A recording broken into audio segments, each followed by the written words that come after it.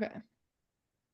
Welcome to our presentation. We were assigned businesses sink or swim in the face of the COVID-19 crisis, and our topic we chose was the Princess Cruise Lines. We chose the incident with the Diamond Princess ship. I'm Christy Cada. I'm Gabriella Connolly. And I'm Olivia Janakis. So this is just a quick overview of our presentation. First, we're going to go over the post-pandemic marketing crisis, go over a quick situation analysis, a SWOT analysis, and then do an in-depth analysis of the marketing strategy for Princess Cruises, and then some questions and recommendations at the end. The Diamond Princess disaster. So this is the Diamond Princess is a ship owned by Carnival Corporation as part of the Princess Cruises fleet. So they do their own marketing at Princess. What happened was January 20th, 2020, the Diamond Princess disembarked from the Yokohama port in Japan for a 16-day trip. The ship stopped in Hong Kong, Vietnam, and Taiwan. And when it returned to Yokohama port, the captain was giving word that someone who disembarked from the trip at the Hong Kong stop had tested positive for COVID-19, which was at the time widely unknown. The captain did not disclose this information to any of the crew until 48 hours after he received this information, which allowed ample time for the virus to spread. When word was finally given to the crew, recreational activities did still continue as normal. And then on February 5th, health officials confirmed that 10 positive cases issued to the Diamond Princess to quarantine as it was docked at Yokohama port. So passengers actually spent a total of 39 days on the ship and were instructed to quarantine for 2 weeks in their home countries when they returned. Next slide. Situational analysis. So at the time of this situation, the internal environment at Princess Cruises was a time of expanding the fleet. So the addition of the Majestic Princess in 2017, the Sky Princess in 2018, and the Enchanted Princess in 2020. New ships require expensive hiring and training for new crew members. The company was also in process of launching their new Medallion class vacations, which would improve guest experiences through a wearable device. And this would allow customers to get a expedited onboarding and reduce wait lines at restaurants. And due to the financial hardship that was brought on by COVID-19, 5 ships were actually removed from the fleet. Canceled cruises and refunds tanked the company's revenue. Increase of safety protocols, social distancing, compliance with maritime laws of different countries made it hard for cruises to actually go out. And then budget cuts and layoffs decrease employee morale. So the customer environment, in light of the situation with the Diamond Princess, was not very positive. There was a lot of negative media attention, especially with the way the Diamond Princess didn't have a specific health plan to deal with the health crisis.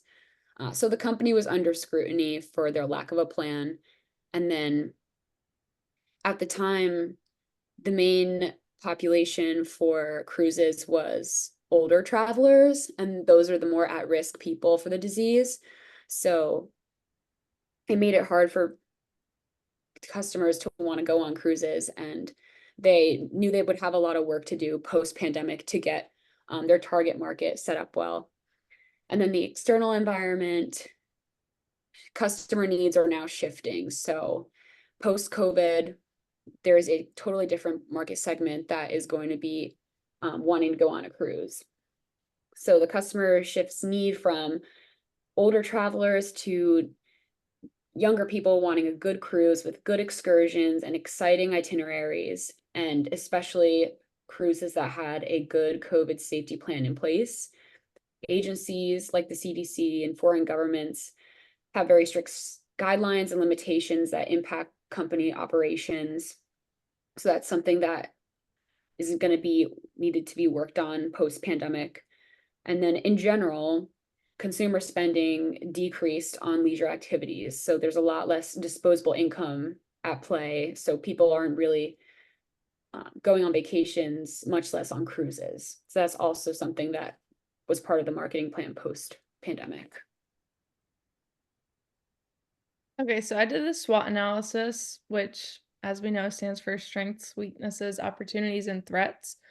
And um, so first, the strengths of the Princess Cruise Lines. Um, they post-COVID had a strict pre-boarding process. So to get on the ship, travelers were required to go through a bunch of pre-boarding requirements.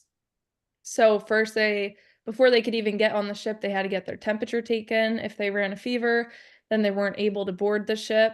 And people from certain places had to quarantine for um like 14 to 20 days before they could even get onto the ship. They were a respected company as well, which Princess Cruises is the world's leading international cruise line and tour company. So that was able to help them a lot. For weaknesses, lack of forecasting. No one was able to forecast what was gonna happen when COVID-19 became a widespread illness. There was no way that anyone could see what COVID was gonna do to the cruise line industry. So, when COVID-19 regulations like quarantining came out to the cruise lines, they had to adjust accordingly with little to no time to even do that. The lack of knowledge on the crew on board of the Diamond Princess cruise that got quarantined lacked the knowledge about the virus because it was very new. Nobody really knew what they were up against yet. The crew had no training for what they were supposed to do in a case like this, and their lack of knowledge really reflected.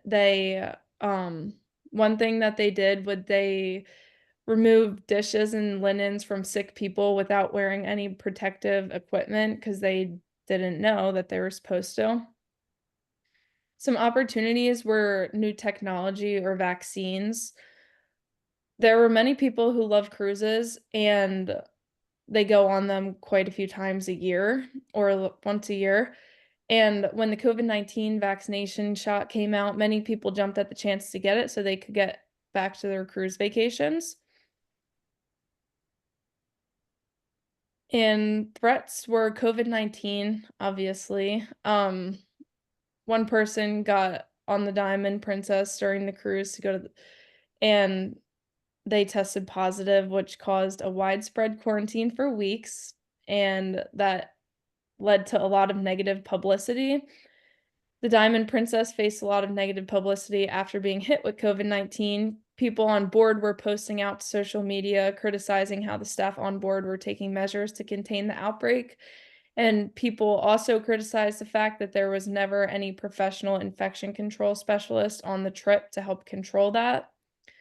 And another threat was cancellations. After that happened, a lot of people started canceling their cruise ships because they didn't want to get stuck in a situation like that. And that lost them a lot of money. The Royal Caribbean faced more than 1.4 billion in losses after the Princess Diamond quarantine incident happened. So people on all cruise lines started canceling their trips, costing the cruise lines a lot of money. So for primary and secondary target market, the primary market is mostly focused on is the primary focus of a business's marketing effort. And for Princess Cruise Lines, they mostly focus on families, couples, singles, and seniors. They have stated on their website that this cruise line is for anyone who chooses fun, which showcases a very broad demographic, and they're trying to appeal to all sorts of demographics. But their average passenger age is 54, and mainly the biggest demographic for this cruise line has been the older demographic and retired couples who are looking to go on vacation. The secondary market is a smaller and less important market, but one that has growth potential. And this would be families and those celebrating milestones, personal events, and reunions together. So for overall branding strategy, After the COVID-19 pandemic, when they began sailing again, Princess Cruise Lines shifted their branding strategy and worked to regain their customers' trust and appeal. They wanted to show the public that it was safe to go on cruises again and worked to rebuild the trust and the understanding that it would be safe and that they were taking the right measures to ensure safety for their passengers. To do this, they enforced limited capacity at first with only 40% capacity. They also required testing before boarding and required proof of double vaccination for all passengers.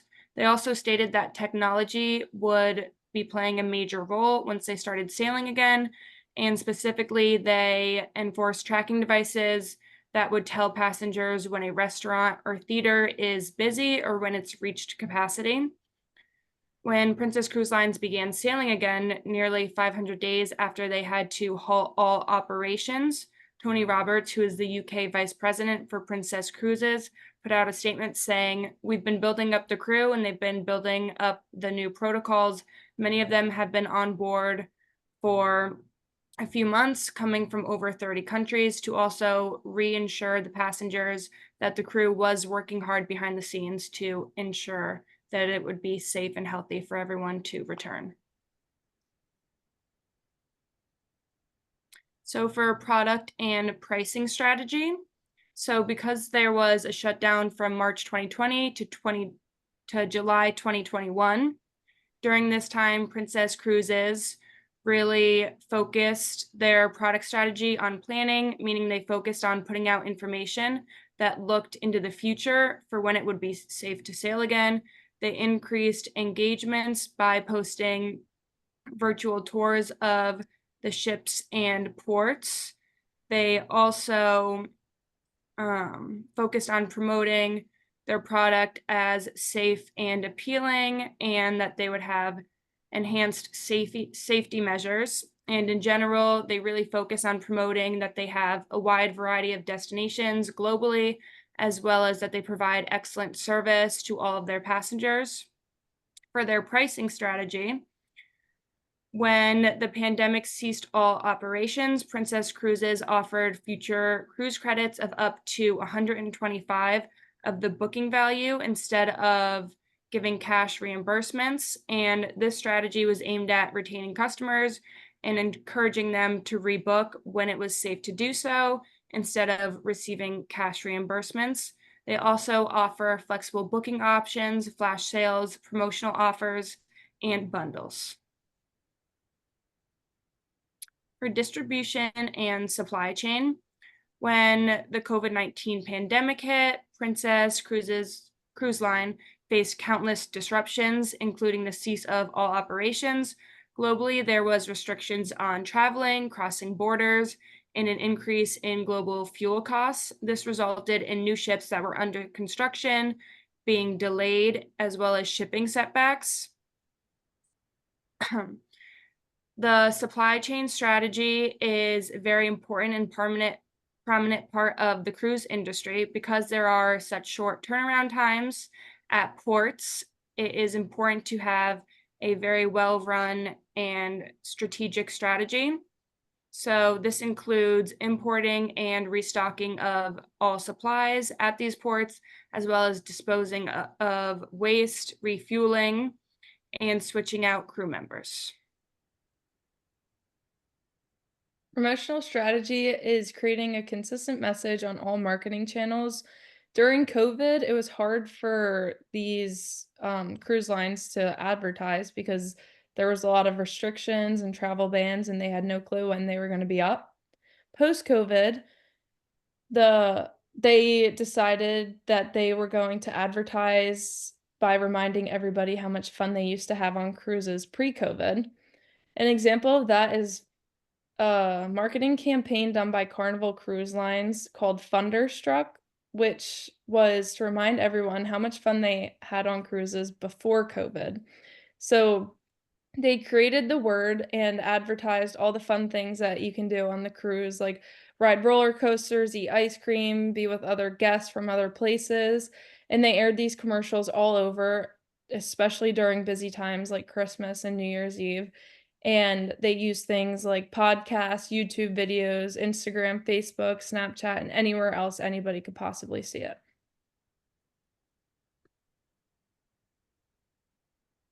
So, question one was, how did COVID-19 impact the global food supply chain?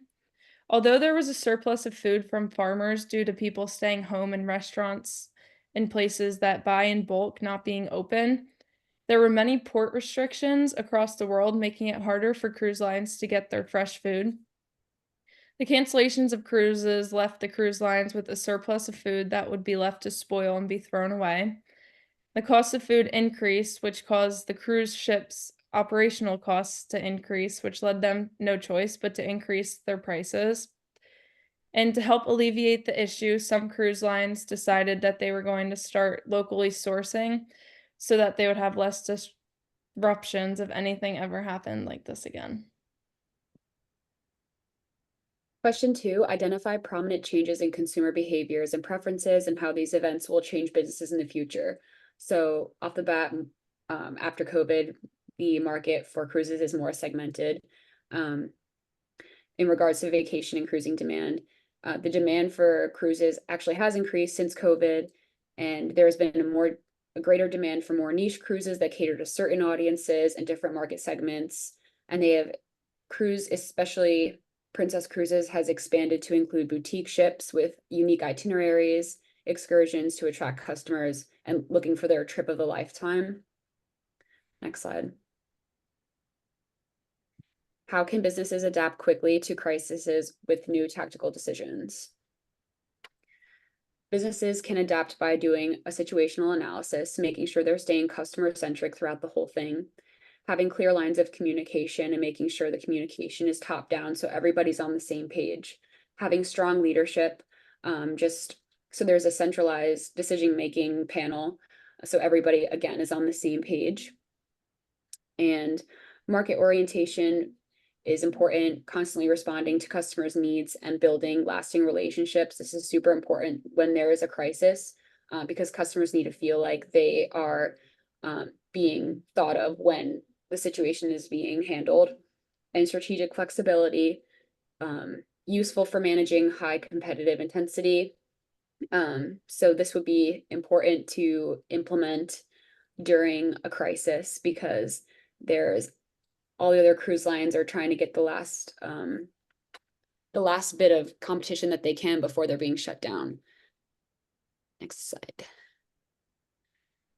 Future recommendations. What we would have recommended for Princess Cruises is to have a crisis response plan. They didn't have a health crisis plan intact. If this was integrated into the firm's marketing plan, they wouldn't have run into all that negative media attention. Having a clear communication line specifically for a crisis response. I touched on this earlier, but top-down communication is key.